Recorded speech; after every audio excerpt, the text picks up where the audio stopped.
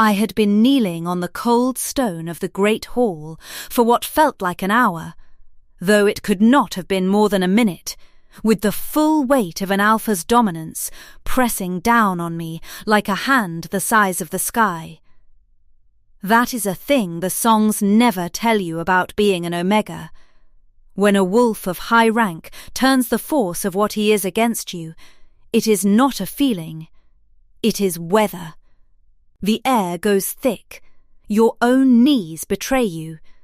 Every instinct you own lies down and shows its throat, and the only thing you have to set against it is the one stubborn thread of yourself that refuses to break. And I hung on to that thread with everything I had, and I did not bow my head. 2 small hands were gripping mine, one on each side. Cold little fingers, holding on. The man on the dais was waiting for me to break. The whole court was waiting. And in the ringing quiet, into the place where my surrender was supposed to go, I heard a sound that had not been heard in that hall in 2 years. A child's voice.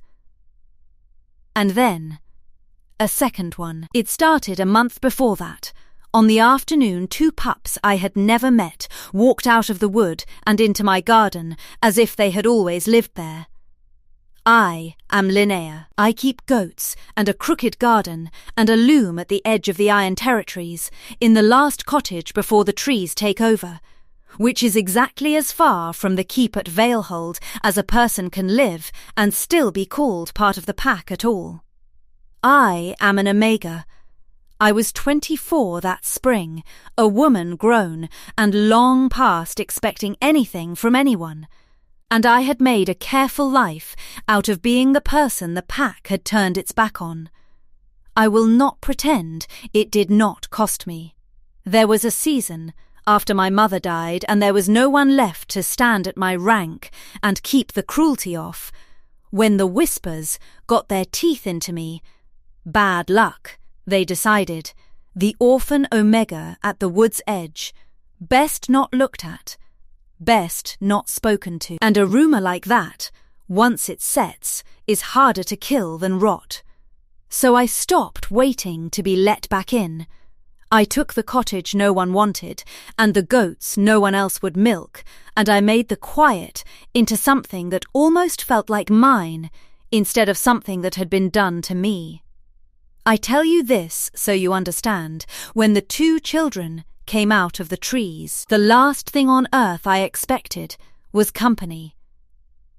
I knew who they were at once. Everyone in the territory knew. They were the king's sons, twins, 5 years old, a boy and a girl, the heirs of the most powerful wolf in the north, and everyone knew the other thing too.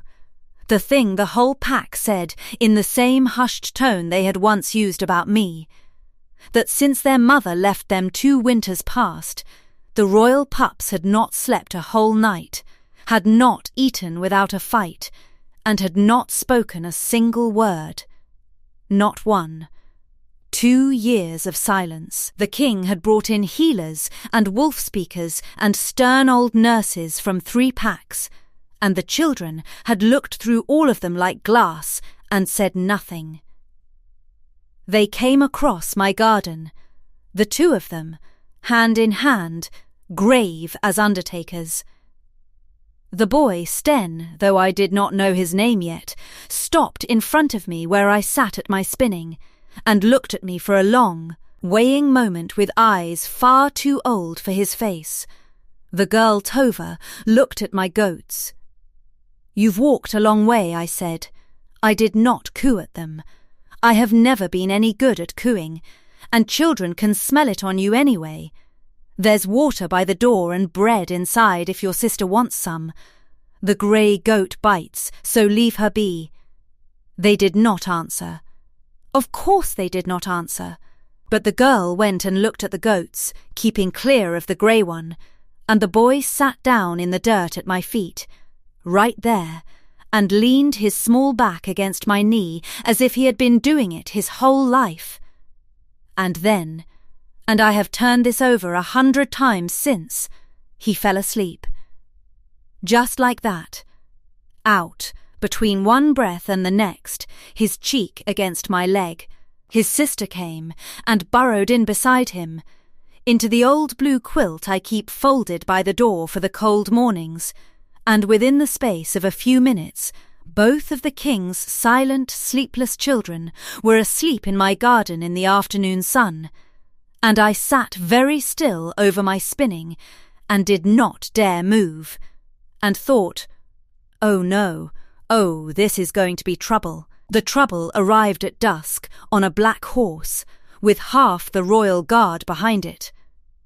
I heard them before I saw them, hoofs and a low voice giving hard orders, and then the king himself came through the gap in my hedge on foot, and my crooked little garden had never held anything like him. Magnus, tall and dark and armoured in the particular stillness of a man who has not let anyone see past his own face in years. The most feared wolf alive, standing among my goats, and his eyes went straight to his children asleep in the dirt, at the feet of the bad luck Omega, and something moved across his face that he shut down so fast I almost missed it. Step away from them, he said. They're asleep, I said. First good sleep they've had in 2 years, by the sound of it. You can drag them off and wake them, or you can keep your voice down. Your choice. I should not have spoken to a king that way, I am aware. But I had a sleeping child against each knee, and I have never in my life been able to stand a thing being broken when it could be left whole a little longer. And besides, a woman the whole pack has already thrown away has very little left to be afraid of losing. He stared at me. I do not think anyone had told the king of the Iron Territories to keep his voice down since he was younger than his sons. They do not sleep, he said at last, and there was something underneath the iron, something raw, quickly buried. They have not slept through a night since. They do not sleep. Not for the nurses, not for me. His jaw tightened. Why would they sleep for you? I don't know, I said. And it was the truth, and I think it was the truth that undid him, because every other adult in his life had surely been offering him answers for 2 years, and not one of them had worked. I didn't do anything. I told the boy the grey goat bites, that's the whole of it. He took them home that night. He gathered them up himself, would not let the guard touch them, and a small dark part of me noted how careful his hands were, how they did not match the rest of him at all. The boy stirred and saw he was being carried away from my garden, and made a sound. A thin, unhappy sound, the closest thing to a word I had heard from either of them. They were back the next afternoon. And the one after that. The king kept coming to fetch them, and here is the part the songs would tell wrong. He started coming himself. Not the guard, not the nurses, the king. And the reasons he gave for staying once he arrived grew thinner by the day, which was, I came to understand, the funniest thing I had ever been too cautious to laugh at out loud.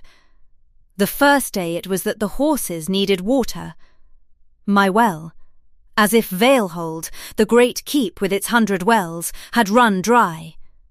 The second day it was that he wished to inspect the boundary stone at the wood's edge, which had stood unmoved and uninspected for 200 years, and which happened to sit 40 paces from my door. The third day he did not bother with a reason at all.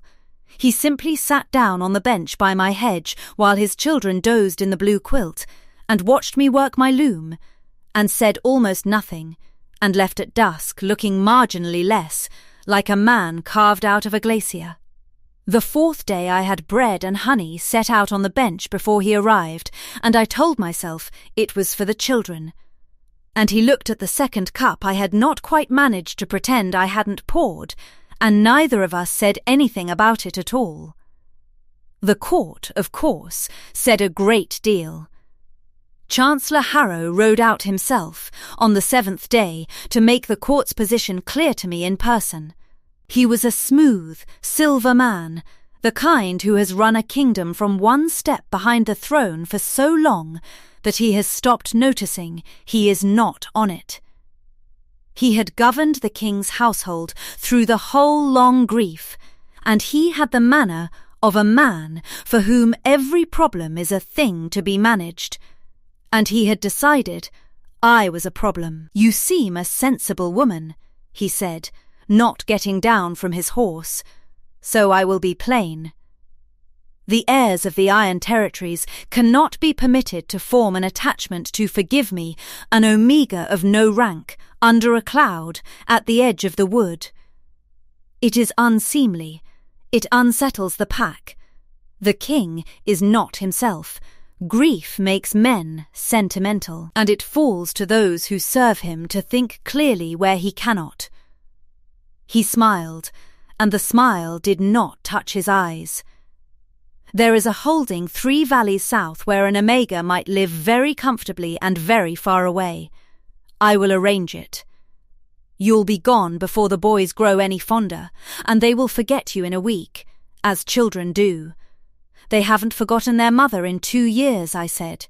But you'd know more about that than I would. It was a small thing to say.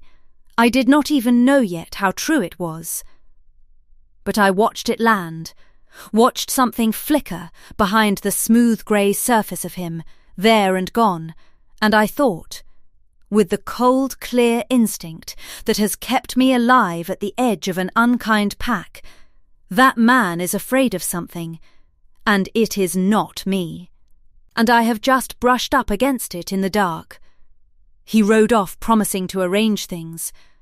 I went inside and sat down by my hearth and did not feel sensible at all. If you've stayed with me this far, stay, because 3 days after that, the boys led me to the thing Chancellor Harrow had spent 2 years and a great deal of effort burying, and what I found in it turned this whole story inside out. I thought I was minding 2 grieving children whose mother had abandoned them. I was about to learn that almost nothing I had been told about this family was true. Follow Moon and Iron so the thread doesn't break, the silent twins, the king who kept finding reasons to stay, and the lie at the bottom of all of it. Now let me tell you about the afternoon the children spoke to me first. It was the boy. Sten, he had taken to bringing me things, a smooth stone, a hawk's feather, once a frankly alarming beetle, laying them in my lap with great seriousness, and waiting for my verdict, and I had learned to give each one the grave consideration it deserved.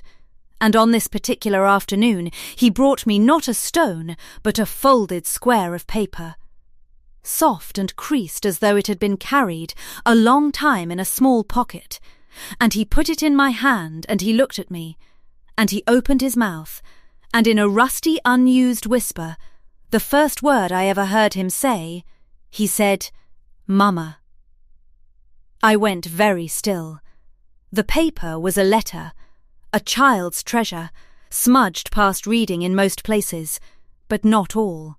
It was in a woman's hand, and it began, "My brave Sten, my sweet Tova," and the little that I could still make out broke my heart clean across.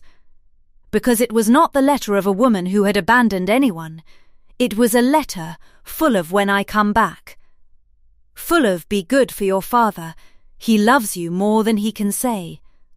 Full of a mother counting days. Tova came and pressed in against my side, and she said her second ever word, which was hid, and she pointed at the loose hearthstone where they had kept it, this one fragment of their mother that the grown-ups did not know they had, and I understood 2 things at once. The children had not stopped speaking out of grief. They had stopped speaking because every adult in their world kept telling them their mother had walked away and would never come back, and the children had a letter in their own small hands that said otherwise, and no one would believe them, and so they had simply stopped talking to a world that lied to their faces. And someone had worked very hard to make sure that letter, and whatever others there had been, never arrived. Something in me changed that afternoon, and it did not change back. I had spent my whole life being the one the pack threw away, and I had made my peace with it by going quiet and small and out to the wood's edge where the cruelty couldn't reach. But there are two kinds of being thrown away, I learned, holding a smudged letter while two children watched my face to see if I too would lie to them, and I would not do it. I would not be one more adult who looked a grieving child in the eye and called the truth a fantasy. I believe you, I told them. My voice came out harder than I meant it to, harder than that gentle garden had ever heard from me. I don't know where your mother is, but I believe she wrote this, and I believe she meant it, and I am not going to pretend otherwise to make myself comfortable. Someone lied to you. We are going to find out who. We, I had said, as if a rejected Omega had any business saying we to the heirs of the North. But I had decided something, kneeling on my own hearth with a child's hand in each of mine, and what I had decided was that I was done being small. I took the letter to the one person I should not have trusted with it, and did, because I had no one else, I took it to the king. I will not give you the whole of that conversation. Some of it was not mine, to carry out of his hall. But I put the smudged letter in the hand of the most feared wolf in the North, and I watched the iron come off him in pieces as he read it, and what was underneath was not what I expected. It was not grief. It was a man who had spent 2 years believing the worst thing a person can believe about himself, and was watching it come apart. She told me she was leaving, he said. His voice had gone very low. Or they told me she had. Harrow brought me her words, that she could not be what the pack needed, that the bond had soured, that she had gone south and would not be followed. I read it in her hand. He looked at the letter shaking very slightly in his own. This is also her hand, and it says the opposite. It says, she was coming back. He set the letter down on the table with a care that cost him. For 2 years, he said, I have let this pack believe I was a man whose own mate looked at him and his newborn children, and chose to walk into the snow, rather than stay. I built.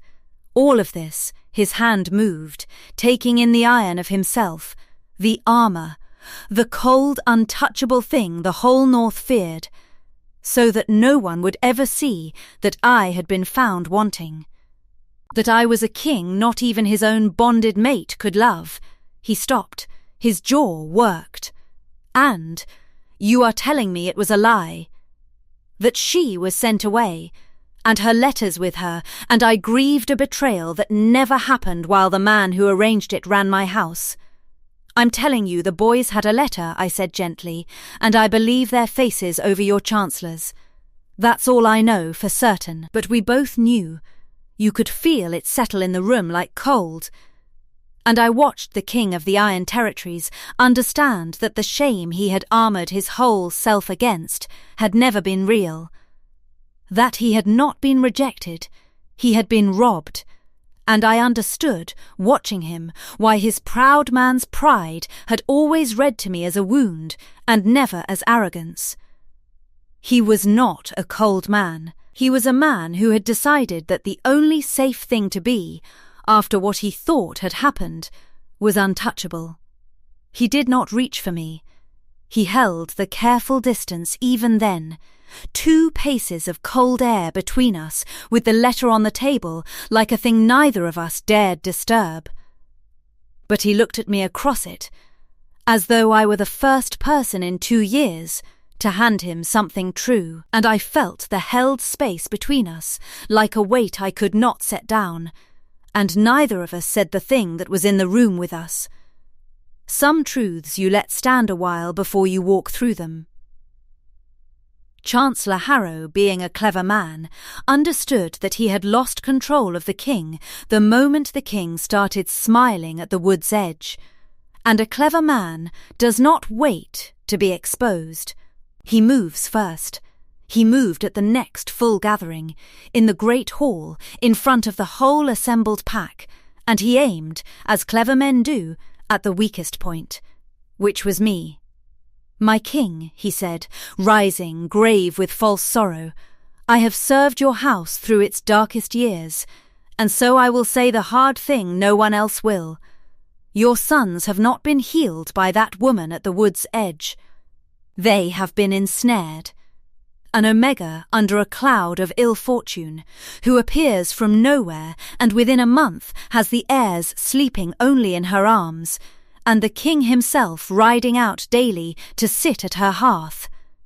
He turned to the hall, and the hall, that great mass of wolves who had spent years calling me bad luck, began to murmur with its old, ugly certainty. "I say she has worked something on this family in its grief. I say the heirs must be removed from her influence today, and the woman put beyond the borders before she does to the king what she has done to his sons. I do this for love of the pack." And then he did the thing that nearly worked. He turned the full force of his rank on me, where I stood at the edge of the hall, an alpha blood chancellor, bringing his dominance down on a lone Omega in front of everyone, to make me kneel, to make the whole pack see the bad luck Omega cower and prove his every word. The weight of it drove me to the stones. I have told you what that is like. The air went thick, my knees went out from under me. Every Omega instinct I owned lay down and bared its throat. He meant for me to break in front of all of them. But the twins had come. They had slipped down through the crowd the way they slipped through everything, and they reached me as I went down, and they each took one of my hands, cold little fingers gripping hard, and they held on. And with 2 children holding on to me, and the weight of the sky on my back, I found the one stubborn thread of myself that has never, in 24 years of being thrown away, agreed to break, and I lifted my head, and I did not bow it. "You want them to see an Omega kneel," I said. My voice came out cracked and then steadied. "Fine, look at me. I'm kneeling. Now look at why." I turned my hands so the whole hall could see the 2 small hands holding mine. These children have not spoken in 2 years, because every adult in this hall told them their mother abandoned them, and they knew it was a lie, and no one would listen. I listened. That is the whole of my dark magic, Chancellor. I believed 2 children over you. I looked up at him. The question this hall should be asking is not what the Omega did. It's why their mother's letters never reached this keep. You handled her correspondence. You handled all of it, didn't you? The murmur of the hall changed its shape. I have lived at the edge of a pack long enough to hear the exact moment a crowd's certainty turns over and looks the other way. And then the silence broke for good, because Sten stood up beside me, my hand still in his, and he spoke. Out loud, clear, to the whole hall, 2 years of held silence breaking all at once, and he said, "You sent Mama away. We saw you give Papa the wrong letter. We've been waiting, and waiting for someone to believe us." And Tova, on my other side, said, "She told the truth. The goat lady told the truth. Everybody else lied. Two voices, the silent heirs of the Iron Territories, speaking in the Great Hall after 2 years, and the thing they chose to say was the truth that one rejected Omega had been willing to believe. The hall erupted, and the king came down off the dais, but not to me, and not, this time, to gather his sons. He went to Harrow, and the dominance that came off him was not weather. It was an avalanche, and the Chancellor who had ruled a grieving king for 2 years finally met the king ungrieving. "You will produce every letter you intercepted," Magnus said, very quietly, which I had learned was the most dangerous thing his voice could do. "And then you will answer to this pack for 2 years of my children's silence, and a lie I wore like my own skin." He turned to the hall, and he did the thing a proud man can least afford to do. He laid his pride down in front of everyone who feared him. "Hear me. I told you my mate abandoned this house. I believed it. I was deceived, and I was too proud to question the man who deceived me, and my children paid for that pride in silence while I called it grief. The fault is mine, before it is his. His eyes found me, across the whole length of the hall, kneeling on his floor with his children's hands in mine. And the only person in this territory who would not lie to my sons to make herself comfortable is the one all of you taught me to call bad luck." The dominance lifted off my back like a door opening. I could breathe. The twins helped me up, very seriously, one on each arm, as if I were the child. The kiss came weeks later, and it was not a thing of heat or mouths. It came in the doorway of my crooked little cottage, which he had by then visited so many times under so many transparent pretexts that the whole pack had given up pretending to believe in the boundary stone, when the children were finally, ordinarily asleep, the loud, exhausted sleep of ordinary children, and he crossed the 2 careful paces he had held between us for a whole month, and rested his brow against mine, and let me feel, all at once, the warmth he had buried so deep that even his pride had not been able to freeze it through. Something I had folded away for 24 guarded years came quietly open. He was not a man of speeches. But he said, "My wolf chose your garden the first night, and I called it grief and inspected boundary stones for a month rather than admit it. I am done being too proud to want what is good for me." That was all. It was everything. The fallout was not clean, and I will not tell you it was. Harrow had a faction, and exposing a chancellor who has run a kingdom for years does not happen without the kingdom shaking. There were hard weeks, and a cousin of Harrow's to the south, who had to be reminded whose territory this was, and the king rode out twice to remind him. The pack that had spent years calling me bad luck had to learn a new song, and some of them sang it through their teeth. A Luna who comes up from the wood's edge learns fast which bows are real. And the boy's mother, Inga, her name was, and I will say it because she deserves to be said, was found 3 valleys south where Harrow had paid to have her quietly kept, believing herself rejected by a mate who had been told the same of her. The bond between them had broken in the long years of engineered silence. The way a bond does when both halves believe themselves cast off, that grief was real, and it was hers and his, and it healed slowly and apart. But she came north to her children, and she wept over them, and she stayed near, and there is no rivalry in this for you to brace against. She had been robbed of 2 years, and she wanted them back. Not a throne, and when in time she saw whose garden her sons ran to, she took my hands and thanked me, and meant it. The children have a mother, and they have me, and there has turned out to be room for both, and that is its own kind of happy ending that the songs are too small to hold. 6 months later, the goats had the run of a royal courtyard, and no one had the heart to stop them. I want to tell you about the quilt, because it is the part I hold closest.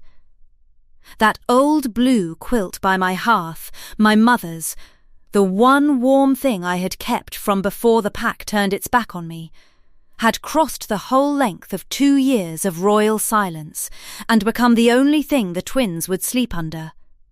So when I came at last to live within the walls of Valehold, the quilt came too, and it lives now on a bed far grander than it has any business touching, and most nights it is buried under a heap of children who will not stop talking. That is the great joke of my life now. 2 years of silence, and these days I cannot get a word in edgewise. Tova narrates her dreams at breakfast. Sten has opinions about everything, the grey goat chief among them. A letter came that morning from a woman in the village who had known me when I was nobody's anything, wanting to know if the wild story was true, that the bad luck Omega from the wood's edge was Luna of the Iron Territories now, with a king who would not leave, and 2 loud, impossible children, and a herd of goats eating the royal roses.